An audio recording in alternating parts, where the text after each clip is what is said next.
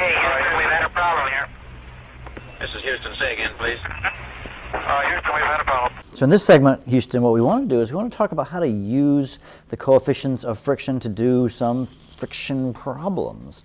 So we've got weird pulley system here. We'll talk more about pulleys a little bit later. So let's do example one, overcoming static friction. So we've got a pack of dogs pulling a wooden sled and a rider with a combined mass of 238 kilograms, right?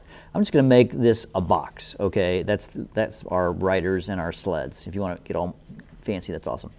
There's two forces. There's the force of gravity and the normal force. So we know the force of gravity.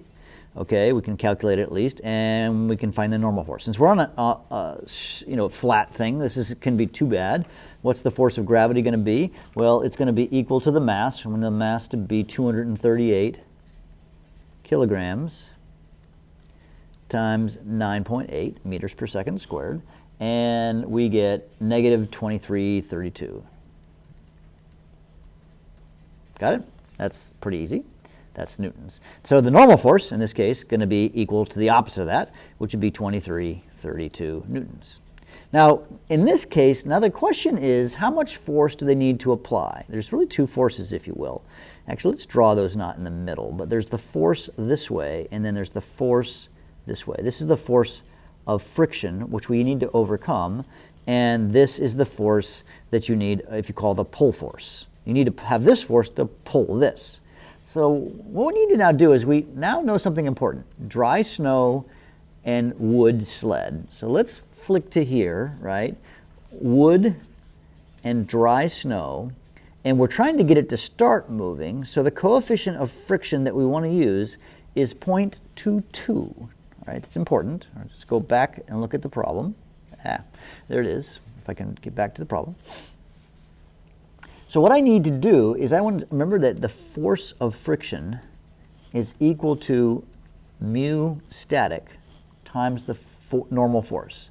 Now I'm simplifying that. If you recall, we said earlier mu is equal to Ff over Fn, but we're just going to multiply this. All right. So we know the normal force, and we know mu. Mu is 0.22. I'll take 0.22 times the normal force, which is 2332. You get your calculators out, multiply those two guys together, and you get 513 newtons. So what's the force of friction?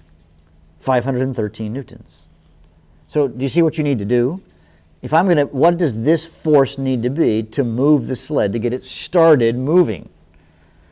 So the force of the pull, P-U-L-L, must be greater than 513 newtons. Does that make sense? You need to have it greater than that because the frictional force is this. All right, let's do another one. The second one is about kinetic friction. You're going to push a 25 kilogram wooden desk, I'm just going to make it a box, I know that's not a desk, across a wood floor with a constant velocity. So this means it's already in motion. Find the force of friction and the applied force. We want to get it moving. Again, we've got the normal force upwards. We've got the force of gravity downwards. We can calculate that. Let's find the gravity. Of course, this is equal to mg, and the mass was 27, and the gravity is 9.8. And we're going to get 265 newtons.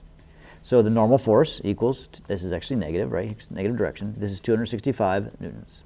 And again, we're going to have a force resisting. All right, we've got a push force. And this is the force of friction, and this is the force applied. So very similar problem, but now we're going to work with the coefficient of, kinetic friction. So we've got the kinetic friction, and this is going to be between wood, a wooden desk, the floor with a constant velocity. So which one are we going to use? So I guess it's a wooden floor, right? Yeah, so wood and wood. We're going to use 0.20. So it's the same type of a problem that we just did. We can say that the force of friction is equal to mu of kinetic times the force normal, and that'll be 0.20 times 265. And when you get that, you get 53 newtons. Okay. So the force of friction is if it's 53 newtons, what force must you be keeping to apply to keep moving this desk as you're pushing or dragging it across the floor? The answer is simply 53 newtons, because the force applied, force A if you will, has to be equal to the force of friction, and we know the force of friction is 53, so the force applied must be 53 as well. Actually, technically, the force of friction is negative 53, isn't it? Because it's going in the negative direction. All right, let's do the last example here. Will it move? Two sisters are fighting over the contents of a 48-kilogram crate. All right, boom. All right, one sister pulls with a force of 79 newtons to the right. All right, so this is sister A, 79 newtons to the right. And one sister pulls with a force of 51 newtons to the left. Now remember, we still have two other forces here.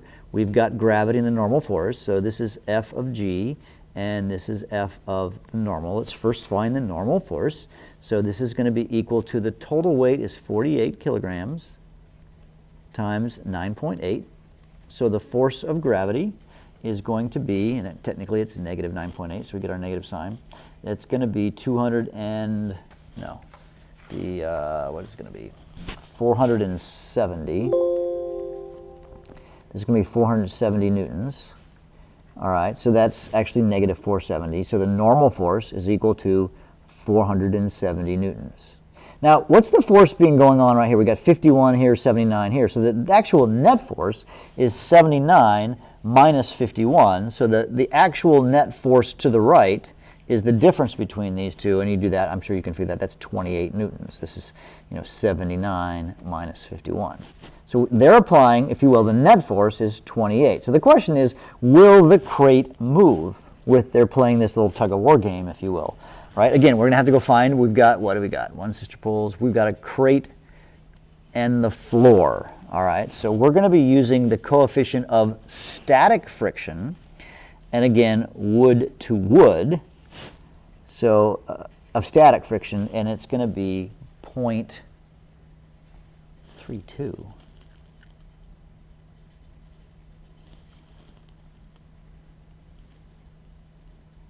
Oh, so what's the coefficient of friction? All right, they've already given it to us here. So we're going to say that the force of friction is equal to mu, and this is static for this particular case, times the normal force.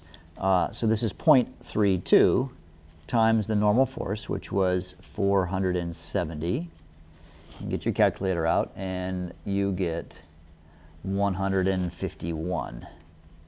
So the coefficient, or the force of friction, which I didn't write down here, this equals 151 newtons. How much is their net force?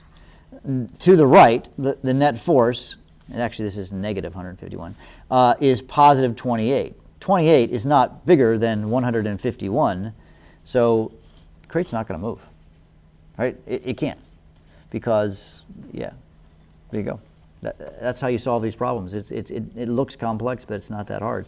You just use this cool coefficient of friction. You often will be using this table right here or some similar table to find the coefficient of friction, solve the problem. Houston, we got no problems. We'll see you in class.